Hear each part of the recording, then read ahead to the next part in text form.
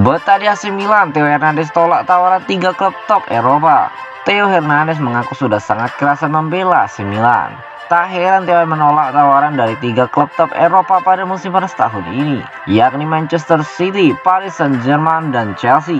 Keperluan ketiga klub itu terhadap bek kiri baru berkualitas memang tidak bisa ditampik. Namun keinginan PSG, Manchester City, dan The Blues menggait Theo Hernandez tak bisa terrealisasi. Pasalnya AC Milan dan Theo menolak tawaran dari ketiga klub tersebut. Pasca penolakan itu, ketiga klub tersebut akhirnya mencari pemain lain. The Blues diketahui mendapatkan Marc Cucurella dari Brighton. Adapun Manchester City menggait Sergio Gomez dari Anderlecht, sedangkan PSG belum memboyong bek kiri baru. Keinginan AC Milan melepas Theo Hernandez sangat berdasar, sebab pemain berusia 24 tahun itu sangat berarti dalam skema yang dimainkan oleh pelatih Milan, Stefano Pioli. Peran penting Theo Hernandez terlihat pada laga perdana AC Milan di Serie A 2022-2023 saat menumbangkan Udinese dengan skor 4-2 di San Siro. Theo Hernandez menyumbangkan 1 gol dari titik putih. Gol tersebut menjadi gol yang ke-19 yang dicetaknya dalam 99 pertandingannya di Serie A. Torehan tersebut menunjukkan Theo Hernandez menjadi salah satu di antara yang terbaik di daratan Eropa, khususnya untuk posisi bek kiri.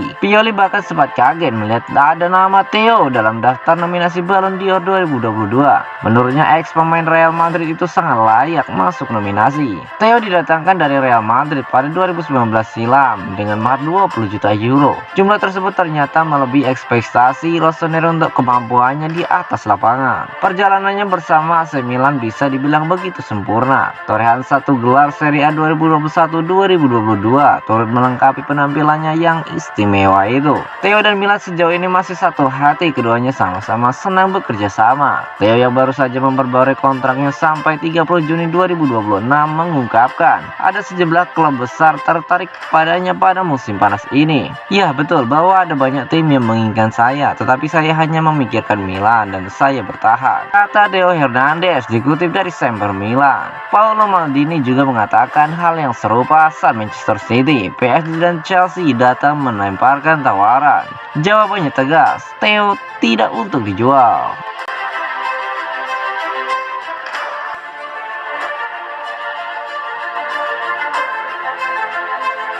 Diaz bisa paksa De Ketelaere melipir di AC Milan. Gelandang serang AC Milan Brahim Diaz tak disangka-sangka menjadi satu di antara pemain yang bersinar saat Rossoneri menang 4-2 melawan Udinese. Bukan apa-apa, kesan terakhir Stefano Pioli atas performa sang pemain musim lalu menunjukkan kalau Brahim Diaz segera akan dikembalikan ke Real Madrid karena cenderung melambung. Kenyataannya Brahim Diaz menunjukkan tanda-tanda kebangkitan performa musim ini. Bahkan jika pemain Spanyol itu terus konsisten dalam penampilan ciamik seperti yang ia tunjukkan melawan Udinese, peta persaingan skuad utama Milan bisa berubah dan berdampak pada Charles De Ketelaere. Pertengahan musim lalu, Brahim Diaz cenderung diplot sebagai pemain pelapis oleh Stefano Pioli. Dia mendapat kesempatan sebagai starter AC Milan melawan Udinese karena Charles De Ketelaere masih membutuhkan sedikit waktu untuk beradaptasi dengan gaya Milan. Peluang itu rupanya jadi panggung pertunjukan untuk Brahim Diaz. Dia tampil ciamik dengan torehan 1 gol dan 1 assist. Performa Brahim Diaz itu diyakini akan memaksa Stefano Pioli mengevaluasi peran nomor 10 di Rossoneri. La Gazzetta dello Sport mengulas seputar persaingan di lini serang Milan di mana Charles De Ketelaere dibeli dengan harga 35 juta euro atas tujuan sebagai pemain di pos utama dengan peran sebagai nomor 10. Tetapi merujuk pada performa Brahim Diaz, situasi berbeda bisa muncul. Jika Brahim Diaz konsisten dengan penampilan apiknya itu, maka dia berpeluang menjadi starter di pos nomor 10, memaksa Charles De Ketelaere melipir ke sektor kanan lini serang AC Milan. Terlebih pemain Belgia yang berkaki kiri itu juga bisa tampil secara sangat baik di posisi itu.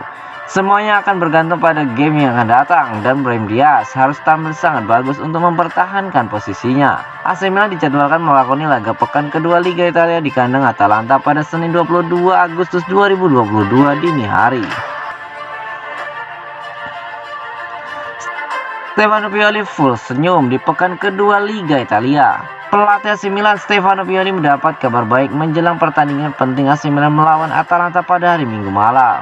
Dua pemain kunci AC Milan, Sandro Tonali dilaporkan sudah kembali berlatih dan Oliver Giroud juga pulih sebelumnya. Sandro Tonali mengalami cedera otot dalam pertandingan persahabatan melawan Vicenza, tetapi hasil tes menunjukkan tak ada cedera yang serius. Hal itu memungkinkan sang gelandang bisa kembali berlatih minggu ini. Dengan begitu, Stefano Pioli kini memiliki skuad yang lebih lengkap. Adapun Oliver Giroud menjadi pemain yang cadangan saat melawan Udinese karena kelelahan otot, tetapi dia sekarang telah pulih sebelumnya. Kesiapan dua pemain itu membuat opsi lini serang Milan untuk laga melawan Atalanta menjadi variatif. Menarik ditunggu keputusan apa yang akan dibuat Stefano Pioli dalam memilih pemain starter AC Milan untuk pertandingan melawan Atalanta tersebut. Dengan demikian, Zlatan Ibrahimovic menjadi salah satunya pemain yang masih absen karena cedera. Ibra diprediksi bisa kembali pada awal 2023 dan pasti ia akan menjadi tambahan yang penting di paruh kedua musim ini.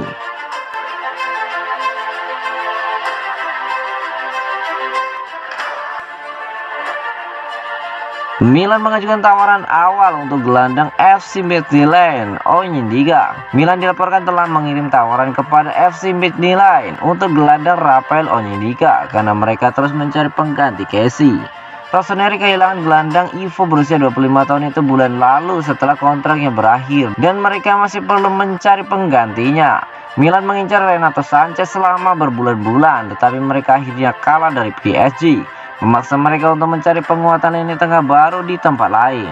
Seperti dilansir Gianluca Di Masrio, Milan telah menawarkan 4 juta euro plus tambahan ke Midtjylland untuk Onyedika. Pihak Denmark menginginkan sekitar 10 juta euro, jadi pembicaraan lebih lanjut diperlukan untuk mencoba dan mendekatkan kedua pihak. Rossoneri adalah penggemar gelandang Nigeria berusia 21 tahun itu dan ingin segera menyelesaikan kesepakatan, ingin menambah bakat muda lainnya ke dalam skuad mereka.